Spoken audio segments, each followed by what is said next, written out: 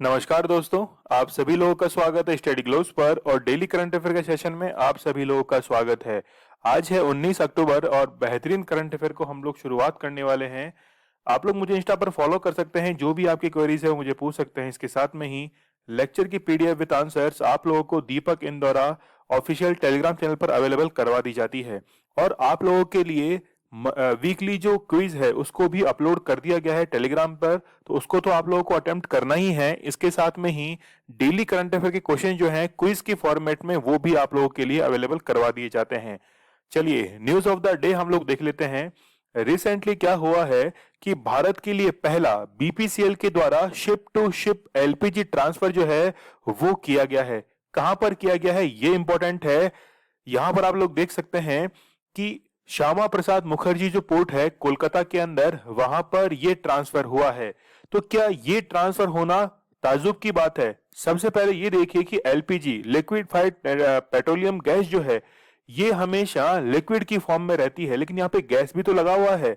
Gas जो है इसको इजीली ट्रांसफर करना one place to another place ये काफी ज्यादा टफ होता है, टिपिकल होता है, इसलिए इसको कंप्रेस करके लिक्विड के अंदर जो है वो कन्वर्ट किया जाता है। लेकिन यहां पर क्या ट्रांसफर करना इतना ज्यादा हमारे लिए टिपिकल था?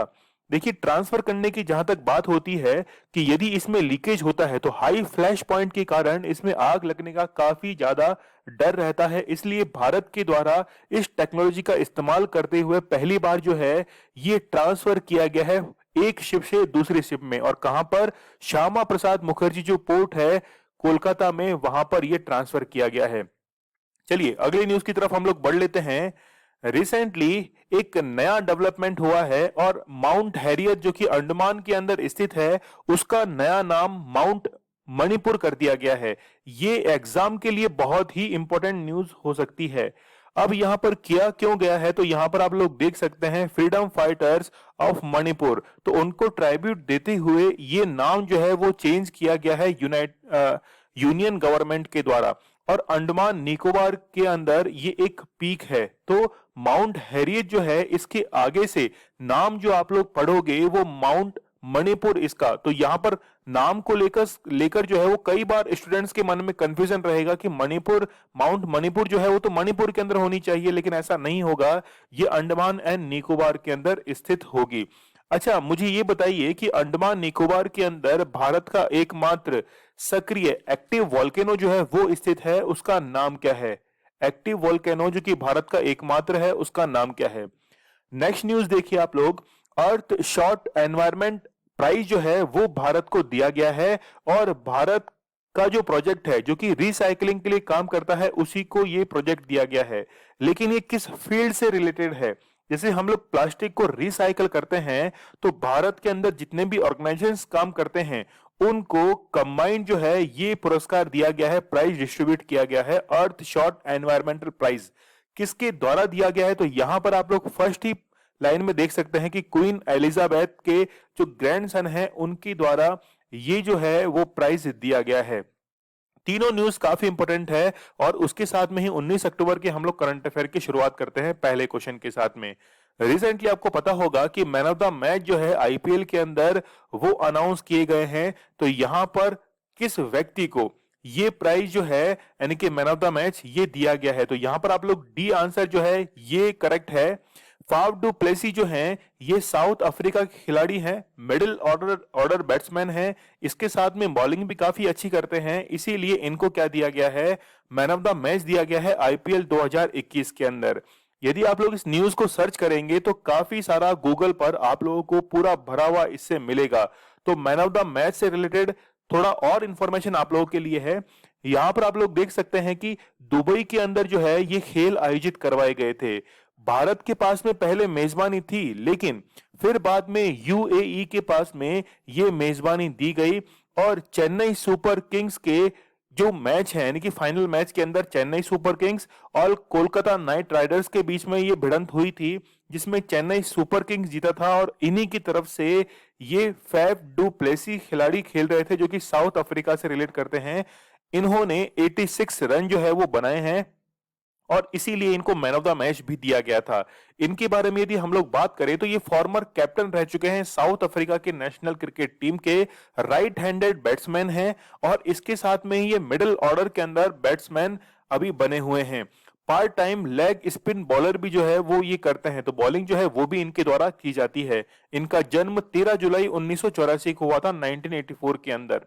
चलिए आईपीएल की यदि हम लोग बात करें तो ये तो आप लोगों को पता होगा कि भारत के पास में पहले मेजबानी थी, लेकिन उसको फिर यूएई के पास में ट्रांसफर किया गया था। इसका ये 14th एडिशन है। देखिए इंडियन प्रीमियर लीग जो है इसमें खिलाड़ियों का चुनाव किस प्रकार होता है ये मैंने आप लोगों को कई बार बताया है कि इसमें एक्स्ट्रा खिलाड़ी भी जो है वो लिए जाते हैं, तो कभी हम लोग वापस इसके बारे में चर्चा करेंगे। लेकिन ये काफी ज्यादा पॉपुलर जो है वो खेल हो चुका है IPL.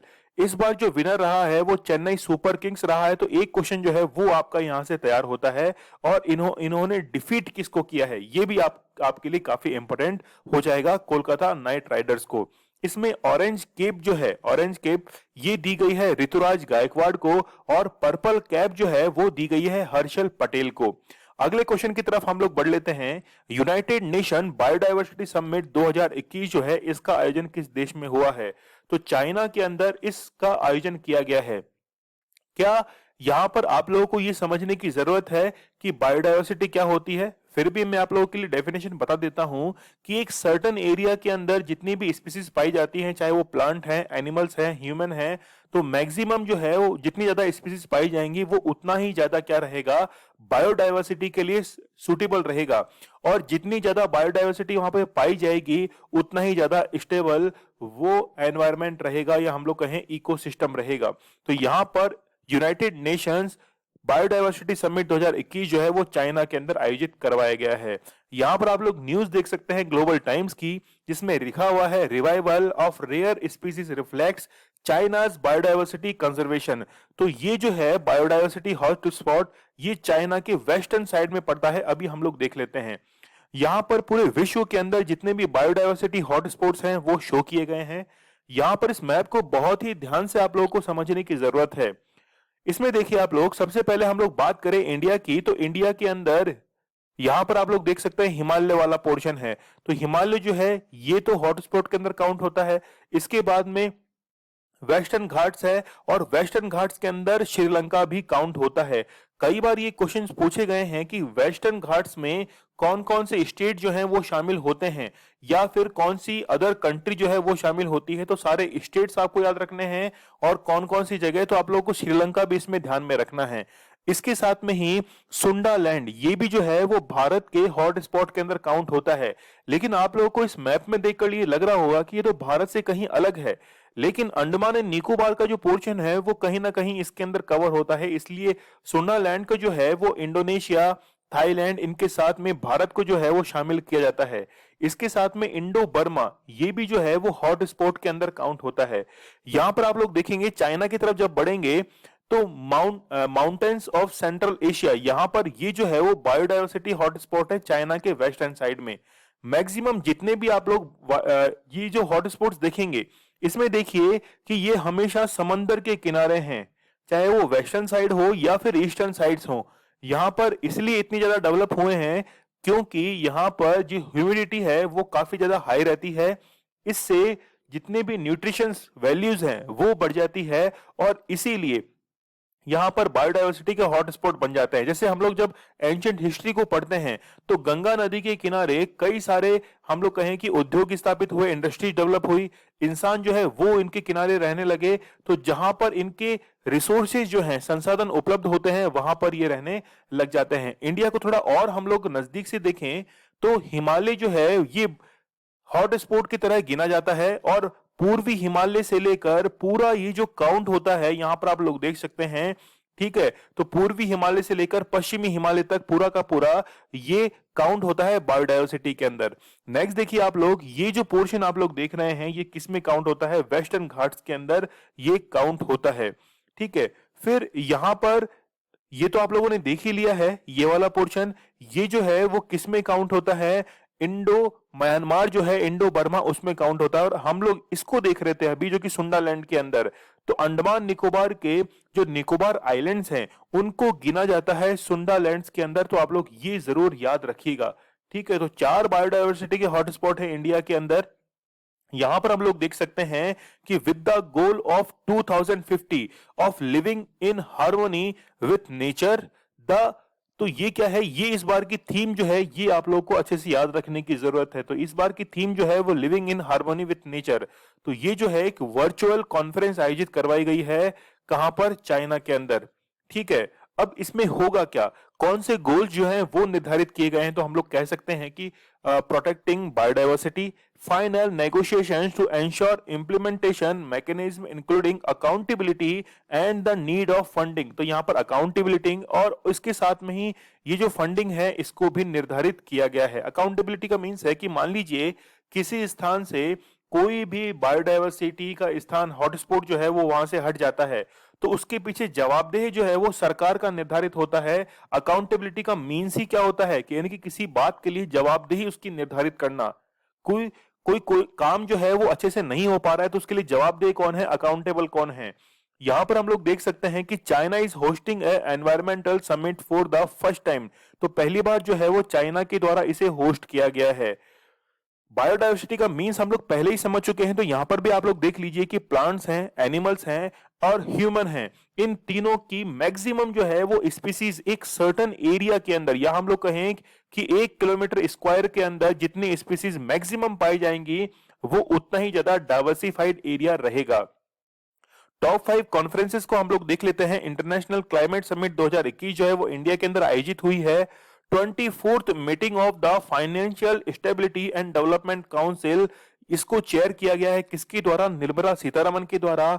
Host of the 6th eastern economic forum, ये रशिया के अंदर आयोजित करवाई गई है और ये बहुत इंपॉर्टेंट है, अभी रिसेंटली एग्जाम के अंदर भी पूछा गया था। 13th ब्रिक्स समिट 2021 जो है वो इंडिया के अंदर आयोजित करवाई गई है। इसके साथ में ही G20 समिट 2023 जो है वो कहां पर आयोजित करवाई जाएगी, भारत के अंदर। इससे पहले 2022 के अंदर ये भारत में होनी थी, जो कि भारत 75वीं वर्षगांठ मना रहा है अपनी आजादी की, और लेकिन अब कोविड पैंडेमिक के कारण इसे 2023 के अंदर शिफ्ट कर दिया गया। अगले क्वेश्चन देखिए आप लोग, केंद्रीय गृह मंत्रालय ने किस सशस्त्र बल के अधिकार क्षेत्र को बढ़ा दिया है, तो जुरिस्डिक्शन जो है वो बीएसएफ का बढ़ाया गया है। यदि हम लोग बात करें भारत और पाकिस्तान की बाउंड्रीज की, देखिए 1971 के अंदर तो बांग्लादेश बना है, लेकिन बांग्लादेश के बनने से पहले ये जो पाकिस्तान का एरिया है ये तो था वेस्टर्न पाकिस्तान, और बांग्लादेश का आज जो एरिया है ये था ईस्टर्न पाकिस्तान। तो दोनों पर जो है बाउंड्रीज पर वो बीएसएफ ही तैनात होती है, और दोनों को हम लोग क्या कहते हैं, रेड क्लिफ जो है वो इसको कहा जाता है। तो बॉर्डर सिक्योरिटी फोर्स जो है उसका अधिकार क्षेत्र बढ़ा दिया गया है, किस प्रकार से वो सुनिए आप लोग। जुरिडिक्शन बढ़ाने का मतलब है कि भारत के अंदर बीएसएफ फोर्सेज जो हैं वो ज्यादा अच्छे से अब तलाशी ले सकती है बॉर्डर एरियाज की, वहां पर यदि कोई अरेस्ट करना हो तो वो अरेस्ट कर सकती हैं। इसके साथ में ही पंजाब है, वेस्ट बंगाल है और असम के अंदर इनको ज्यादा अधिकार दिए गए हैं, किनको, बीएसएफ को। तो वहां पर ये अरेस्ट कर सकते हैं, सर्च कर सकते हैं और सीज जो है वो कर सकते हैं। स्टेट के नाम आप लोग जरूर याद रखना, वेस्ट बंगाल है, पंजाब है और असम है। ये सभी जो है वो रेड क्लिफ को क्या करते हैं, टच करते हैं। इसके साथ में ही बीएसएफ जो है वो मिनिस्ट्री ऑफ होम अफेयर्स के अंदर गिना जाता है। नेक्स्ट देखिए आप लोग कि बांग्लादेश और पाकिस्तान की बॉर्डर जो है, ये 3 स्टेट जो हैं इन पर ये चौकसी जो है वो बढ़ा दी गई है। इसके साथ में ही गुजरात और नॉर्थ ईस्ट के स्टेट्स हैं मणिपुर, मिजोरम, त्रिपुरा, नागालैंड और मेघालय, यहां पर जो एक्शन है वो 80 किलोमीटर से घटाकर केवल 50 किलोमीटर का कर दिया गया है। तो यहां पर जुरिस्डिक्शन जो है वो कम की गई है, और बाकी 3 स्टेट जो हैं, असम, इसके साथ में बांग्लादेश और पंजाब के अंदर जुरिस्डिक्शन बढ़ा दिया गया है। बीएसएफ की यदि हम लोग बात करें तो बॉर्डर सिक्योरिटी फोर्स हम लोग इसको कहते हैं, एस्टेब्लिश किया गया था 1 दिसंबर 1965 को, और इसी दिन हम लोग जो है वो एड्स दिवस भी मनाते हैं। एक्वायर्ड इम्यूनो डेफिशिएंसी सिंड्रोम, ठीक है।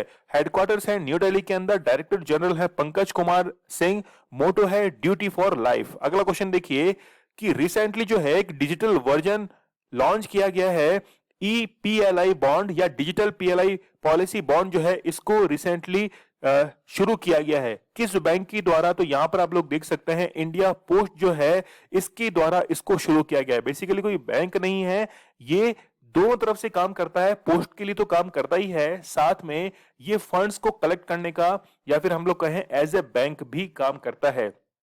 तो अब इसमें होगा क्या कि जितना भी डिजी लॉकर है, तो आप लोग देखते होंगे कि DigiLocker is a mechanism for save the digital documents. तो डिजिटल डॉक्यूमेंट्स को सेव करने के लिए डिजी लॉकर काम में आता है और इसी के साथ में पहली बार जो है वो इंटीग्रेशन किया गया है इंडियन पोस्ट के द्वारा। ठीक है, और ये कब किया गया है? Occasion of Amrit Mahotsav. तो आजादी के अमृत महोत्सव पर इसको किया गया है। डिजिटल लॉकर की क्या क्या फैसिलिटीज हैं यहां पर आप लोग देख सकते हैं कि फिजिकल डॉक्यूमेंट्स आप लोग को रखने की जरूरत नहीं है, डिजिटली आप डिजी लॉकर के अंदर अपने डॉक्यूमेंट्स को सेव कर सकते हैं। इसके बाद में फिर आप लोग कोई भी नए डॉक्यूमेंट्स हैं, ओल्ड डॉक्यूमेंट्स हैं, इसको यहां पर अपलोड कर सकते हैं। फिर एनीवेयर एक्सेस जो है वो आपको इसमें मिलता है, बहुत ही बेहतरीन है। इसके साथ में ही ई साइन सेल्फ अटेस्टेड जो है वो सारे फंक्शंस आपको मिलते हैं, सबमिट है, शेयरिंग है, ऑनलाइन एलिमिनेट्स, पेपर ट्रेल जो है वो आपको इसमें फैसिलिटीज मिलती है। तो डिजी लॉकर जो है वो सरकार के द्वारा उठाया गया बेहतरीन कदम है। इसको डेवलप किसके द्वारा किया गया है? तो developed by national e operation division under the ministry of electronics and IT. तो इनके द्वारा क्या किया गया है? इसको डेवलप किया गया है। इंडियन पोस्ट की यदि हम लोग बात करें तो एस्टेब्लिश किया गया था 1 अक्टूबर 1854 को। हेडक्वार्टर्स हैं न्यू दिल्ली के अंदर। डायरेक्टर जनरल आलोक शर्मा है, फाउंडर हैं government of India. Jurisdiction India के अंदर आता ही है। सब्सिडरी आप लोग देख सकते हैं, इंडिया पोस्ट पेमेंट बैंक जो है वो इसका सब्सिडरी है। पेरेंट किसकी ऑर्गेनाइजेशन है? Ministry of communication and information technology की। चलिए आगे बढ़ते हैं हम लोग। आरोग्य वाटिका लगाने की घोषणा जो है वो किसके द्वारा की गई है? तो उत्तर प्रदेश गवर्नमेंट के द्वारा की गई है। इसमें होगा क्या कि जितने भी कॉलेजेस हैं, स्कूल्स हैं, वहां पर प्लांट जो हैं उनको लगाए जाएंगे और हम लोग एक ग्रीन एनर्जी या हम लोग कहें कि ग्रीन जो है 2030 के जो सस्टेनेबल डेवलपमेंट गोल्स हैं उनकी तरफ हम लोग कहीं ना कहीं धीरे धीरे बढ़ रहे हैं। यहां पर आप लोग देख सकते हैं कि जितने भी औषधीय पौधे हैं, मेडिसिन जो ट्रीज हैं, इसके साथ में ही जो ऑर्डिनरी ट्रीज हैं, प्लांट्स हैं, उनको यहां पर सेटअप किया जाएगा। किनके द्वारा? स्कूल्स और कॉलेजेस के जो स्टूडेंट्स हैं उनके द्वारा ये आरोग्य वाटिका जो है इनकी स्थापना की जाएगी। और इसमें कई करोड़ों पेड़ जो हैं वो वनस्पतियों के, औषधियों के सभी जो है वो इसके अंदर लगाए जाएंगे। उत्तर प्रदेश की यदि हम लोग बात करें तो 24 जनवरी 1950 को इसको एस्टेब्लिश किया गया था। 75 जो है वो डिस्ट्रिक्ट्स हैं, कैपिटल है लखनऊ। चीफ मिनिस्टर है योगी आदित्यनाथ, गवर्नर है आनंदीबेन पटेल, चीफ जस्टिस आप लोग देख सकते हैं मुनीश्वर नाथ भंडारी। अभी आपको पता होगा कि नए जो है वो यहां पर चीफ जस्टिस अपॉइंट कर दिए गए हैं, राजेश बिंदल। इलेक्शन सीट कौन कौन सी है? तो लोकसभा की है 80 सीट, राज्यसभा की है 31, विधानसभा सीट है 403 और लेजिस्लेटिव काउंसिल भी यहां पर है, वो है 101। चलिए बढ़ते हम लोग आगे। यहां पर स्टेट एनिमल ऑफ यूपी का आप लोग देख सकते हैं वो है बारासिंगा। स्टेट बर्ड है क्रेन। स्टेट ट्री है अशोक। स्टेट फ्लावर जो है वो है पलाश का, पलाश को जंगल की आग भी कहते हैं। स्टेट फ्रूट जो है वो है मैंगो और बिल्कुल सीधी सादी जलेबी। फोक डांसेस यदि हम लोग देखें तो रासलीला, झूला है, काजरी है, इसके साथ में ही जड्डा है, ठीक है, फिर चाचरी या कई सारा आप लोग देख सकते हैं यहाँ पर, नौटंकी, जैता। नेशनल पार्क जो है वो दुधवा नेशनल पार्क यहाँ पर स्थित है। नेक्स्ट देखिए tiger tiger reserve, Amangarh tiger reserve यहाँ पर है, पीलीभीत है। सेंचुरीज इसके साथ में ही आप लोग डैम देखिए यहाँ पर, तो सेंचुरीज देखिए इसमें कौन कौन सी है? चंद्रप्रभा है, हस्तिनापुर है, रानीपुर है, फिर नवाबगंज है, सैंडी बर्ड सेंचुरी है और सोर सरोवर जो बर्ड सेंचुरी है वो भी यहाँ पर स्थित है। वेटलैंड के अंदर भी इसको गिना जाता है। डैम देखिए रिहंद बांध यहाँ पर स्थित है। गोविंद वल्लभ पंत सागर स्थित है। इसके साथ में ही माता टीला डैम जो है बैतवा रिवर पर स्थित है, ये भी यहाँ पर स्थित है। अगला क्वेश्चन देखिए इंपॉर्टेंट है, संयुक्त सागर नौसैनिक अभ्यास जो है वो किन दो देशों के बीच में आयोजित करवाया गया है? तो ये रशिया और चाइना के बीच में आयोजित करवाया गया है। लेकिन दोनों कंट्रीज में तो आयोजित करवाया गया है, लेकिन इसकी लोकेशन जो है वो काफी इंपॉर्टेंट है। और लोकेशन जो है वो इसलिए इंपॉर्टेंट है, यहां पर आप लोग देख सकते हैं कि चाइना और रशिया के बीच में ये जॉइंट सी एक्सरसाइज जो है वो कंडक्ट करवाई गई है, नेवल एक्सरसाइज, जो कि शुरू हुई है 14 अक्टूबर 2021 से। उद्देश्य क्या है इसका? ये जो है वो ग्रोविंग पॉलिटिकल एंड मिलिट्री जो मिलिट्री अलाइनमेंट है बिटवीन रशिया एंड चाइना उसको डेवलप किया जाएगा। यहां पर आप लोग देखिए कि रशिया जो है वो रशिया वाला पार्ट ये है, इसके साथ में चाइना वाला पार्ट ये है, लेकिन ये कंडक्ट करवाई जाई है सी ऑफ जापान के अंदर। तो सी ऑफ जापान के अंदर ये नेवल एक्सरसाइज जो है वो कंडक्ट करवाई जा रही है। अब यहां पर इसका मतलब क्या है कि समझ रहे हो आप? समझने का मीन्स ये है कि जापान जो है वो एक क्वाड कंट्री है। जापान जो है वो क्वाड कंट्री है, और क्वाड कंट्रीज के अंदर ऑस्ट्रेलिया, जापान, इंडिया और यूएसए शामिल होते हैं। और क्वाड कंट्रीज को ही चाइना के द्वारा एशियन नाटो कहा जाता है। तो कहीं ना कहीं जापान को ये दिखाया जा रहा है कि हम जो हैं वो कितने ताकतवर हैं, इसलिए सी ऑफ जापान के अंदर ये कनेक्ट करवाया जा रहा है। ठीक है, तो ये येलो सी के अंदर भी हो सकता था, ये सी ऑफ अखोटस के अंदर भी हो सकता था, लेकिन सी ऑफ जापान के अंदर जापान के थ्रू इनडायरेक्टली जो है वो मैसेज पहुंचाया जाएगा। कहां पर? क्वाड के अंदर। तो शायद आप लोग इसको समझ ही चुके होंगे। यहां पर आप लोग देख सकते हैं कि वेन्यू सी ऑफ जापान है, और यहां पर दोनों का युद्धाभ्यास करने का मींस क्या है वो तो आप लोग समझ ही चुके हैं। रोपवे सेवाओं का उपयोग करने वाला भारत का पहला शहर जो है वो कौन सा बन चुका है? तो यहां पर वाराणसी जो है वो पहला शहर बन चुका है। तो आप लोगों के मन में एक क्वेश्चन जरूर होगा कि सर, रोपवे जो है ये तो पहली बार शुरू नहीं किया गया है इंडिया के अंदर। नहीं, पहली बार तो नहीं किया गया है, लेकिन प्राइवेट एजेंसी जो हैं, प्राइवेट कंपनीज, वो इसका इस्तेमाल करती हैं। लेकिन भारत के द्वारा पहली बार जो है वो एज ए पब्लिक ट्रांसपोर्ट, याद रखना, भारत के द्वारा एज ए पब्लिक ट्रांसपोर्ट जो है ये इसका इस्तेमाल किया जाएगा।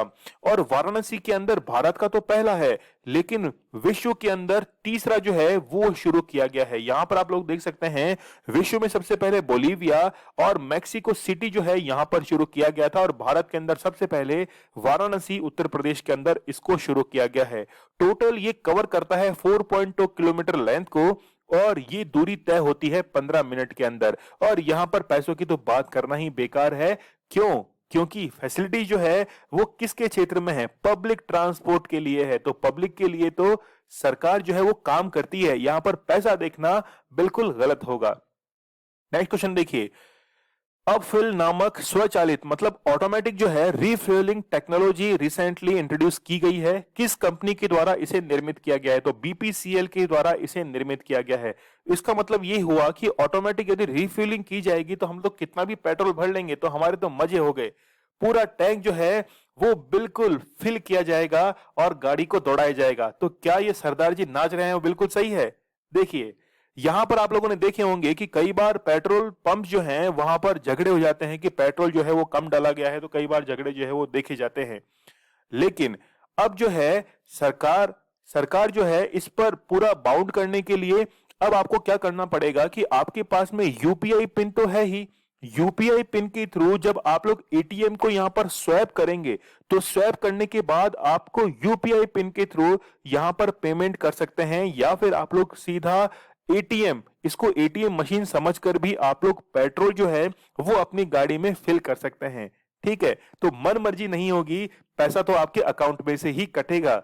यहां पर आप लोग देख सकते हैं कि बीपीसीएल जो है इनके द्वारा ये यू फिल की फैसिलिटी प्रोवाइड कराई गई है, जो कि फास्टर रहेगी, सेफर रहेगी, और हम लोग टेक्नोलॉजी के अंदर धीरे धीरे आगे बढ़ रहे हैं। हम लोग कई बार जो फॉरेन कंट्रीज हैं, यूएसए, कनाडा, उनका कई बार हवाला देते हैं कि वहां पर जो है वो आप खुद जाइए पेट्रोल पंप पर, खुद पेट्रोल जो है वो फिल कर लीजिए। तो भारत जो है वो भी ठीक उसी तरह उसी क्षेत्र के अंदर आगे बढ़ रहा है। तो ये टेक्नोलॉजी जो है वो भारत के अंदर इंट्रोड्यूस की जा रही है। इसमें जैसे क्यूआर कोड है, क्विक रेस्पॉन्स कोड जो है वो इसको कहा जाता है, आप लोग स्कैन करते हैं मोबाइल से, या फिर यूनिफाइड पेमेंट इंटरफेस यूपीआई का यूज करके भी इसे किया जा सकता है। ठीक है, बीपीसीएल की यदि हम लोग बात करें तो इसको एस्टेब्लिश किया गया था 1952 के अंदर। हेडक्वार्टर्स है मुंबई महाराष्ट्र में। चेयरमैन और एमडी कौन है? अरुण कुमार सिंह इसके चेयरमैन और एमडी हैं। नेक्स्ट क्वेश्चन देखिए, अगला क्वेश्चन काफी इंपॉर्टेंट है। रिसेंटली सेंट्रल यूनिवर्सिटी के अंदर Kalam centre for science and technology एक डिपार्टमेंट जो है वो एस्टेब्लिश किया गया है। तो ये सेंट्रल यूनिवर्सिटी कहां है ये आपको बताना है। तो यहां पर क्या आंसर ए है, बी है, सी है, या फिर डी है? चलिए मैं वेट करूं आपके आंसर का।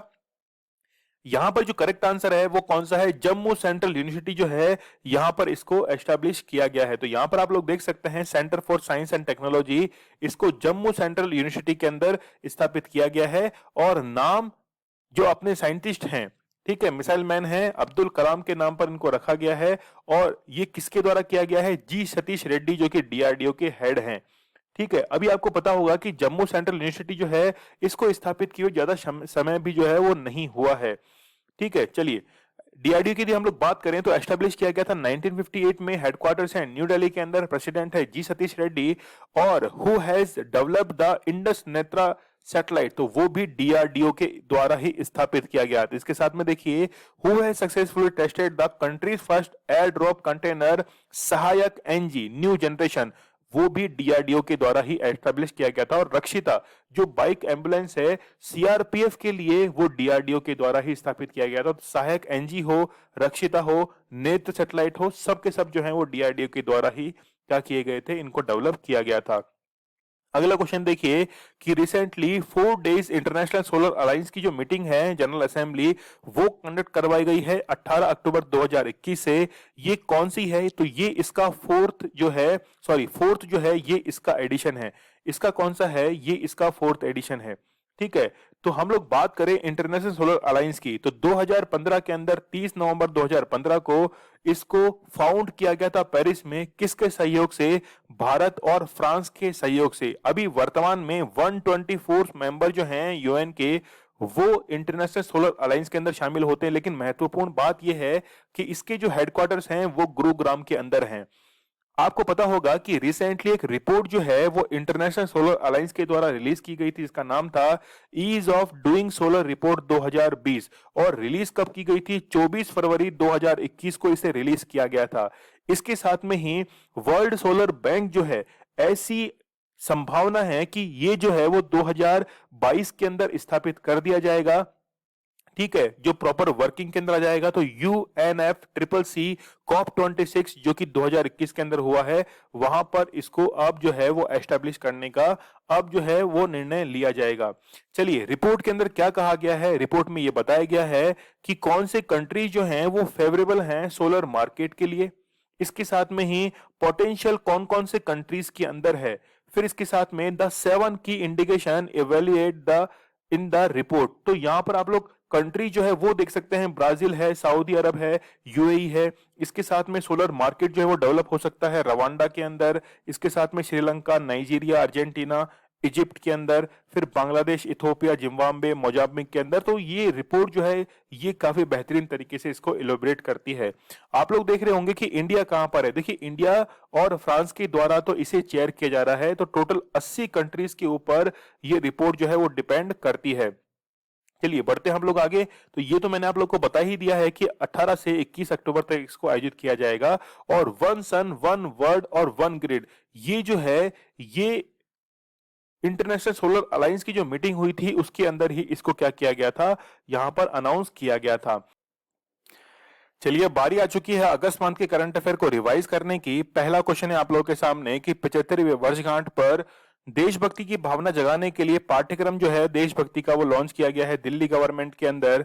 4 नए जिले और 18 नए तहसील जो हैं वो छत्तीसगढ़ गवर्नमेंट के अंदर जो है वो छत्तीसगढ़ में बनाए जाएंगे। आदिपुरम त्योहार जो है वो है तमिलनाडु का। क्रिप्टो एक्सचेंज, भारत का पहला क्रिप्टो यूनिकॉर्न जो है वो कौन सा है, तो वो है कॉइन डीसीएक्स। आप लोगों ने देखा होगा कि अमिताभ बच्चन जो है वो इसको काफी प्रमोट कर रहे हैं। रिसेंटली एक बुक जो है वो रिलीज की गई थी, faithful triangle, how China shaped US India relation during the cold war. ये जो है किसके द्वारा लिखी गई है, तो तन्वी मदान के द्वारा लिखी गई है। अशरफ गनी जो राष्ट्रपति थे, इन्होंने अपने पद से इस्तीफा दिया, अफगानिस्तान के राष्ट्रपति थे। निम्नलिखित में से किसे अंतरराष्ट्रीय महत्व के जो वेटलैंड्स है उसमें जोड़ा गया है, तो डी जो है वो करेक्ट आंसर है, all of the above. Sago नामक सलाहकार समूह का गठन किसने किया है, तो डब्ल्यूएचओ के द्वारा किया गया है। किसने भारत की पहली मवेशी जीनोम चिप जो है इंडिजाओ इसको जारी किया है, तो वो कौन है, जितेंद्र सिंह हैं। प्रधानमंत्री ने किस राज्य में निवेशक शिखर सम्मेलन को संबोधित करते हुए वाहन स्क्रैपिंग नीति का शुभारंभ किया है, तो करेक्ट आंसर होगा गुजरात। 18 अक्टूबर के हम लोग करंट अफेयर को रिवाइज कर लेते हैं। वैश्विक भुखमरी सूचकांक में भारत का स्थान 101 है। राष्ट्रीय बाल अधिकार संरक्षण आयोग के फिर से अध्यक्ष जो है वो प्रियंका कानून को बनाए दिए गए हैं। विश्व छात्र दिवस डॉक्टर एपीजे अब्दुल कलाम की जयंती पर कब मनाया जाता है, तो वो है 15 अक्टूबर। किस राज्य के मेडोली केले को जीआई टैग दिया गया है, तो वो है गोवा। भारत सरकार के किस कंपनी को महारत्न का दर्जा दिया गया है, तो वो power finance corporation of India जो है इसको दिया गया है। मिस अर्थ इंडिया 2021 का खिताब जो है वो दिया गया है किसको? रश्मि माधुरी को दिया गया है। भारतीय बैंक संघ के नए अध्यक्ष जो हैं वो अतुल कुमार गोयल बनाए गए हैं। किस राज्य की सरकार ने सरकारी कर्मचारियों की राजनीति चुनाव में भाग लेने पर प्रतिबंध लगा दिया है? तो वो है हरियाणा गवर्नमेंट। एमी हंटर जो हैं वो आयरलैंड की खिलाड़ी हैं और इन्होंने सबसे कम उम्र के अंदर इंटरनेशनल शतक जो है वो जड़ दिया है। युद्ध अभ्यास ये जो है वो भारत और यूएसए के बीच में कंडक्ट करवाया जाता है। ये कल का हमारा स्टडी ग्लोस क्वेश्चन था कि एनी अवार्ड 2020 से किसे सम्मानित किया गया है? तो भारत के अंदर हाइड्रोजन फ्यूल के ऊपर जो काम कर रहे हैं सीएन राव, और इनको प्रधानमंत्री के द्वारा जो है वो भी बधाइयां दी गई थी। एनी अवार्ड जो है वो सीएन राव को दिया गया था। तो यहां पर हम लोग देख सकते हैं कि पीएम जो है इन्होंने कॉन्ग्रेचुलेट किया था सीएनआर राव को। आज आप लोग के लिए स्टडी क्लोज क्वेश्चन है कि भारत ने इजराइल से 4 ड्रोन खरीदने के लिए समझौता किया था, तो इन ड्रोन्स का नाम क्या था? बहुत इंपॉर्टेंट है, एग्जाम के अंदर पूछा भी गया था। तो मुझे कमेंट सेक्शन में जरूर बताइएगा इसका आंसर क्या है। देखिए केवल आप लोग को 1 सेकंड लगता है सेशन को लाइक करने में, केवल 1 सेकंड। तो आप लोगों को सेशन को लाइक जरूर करना है और क्विज जो है उनको भी जरूर अटेम्प्ट कीजिएगा इस टेलीग्राम चैनल पर।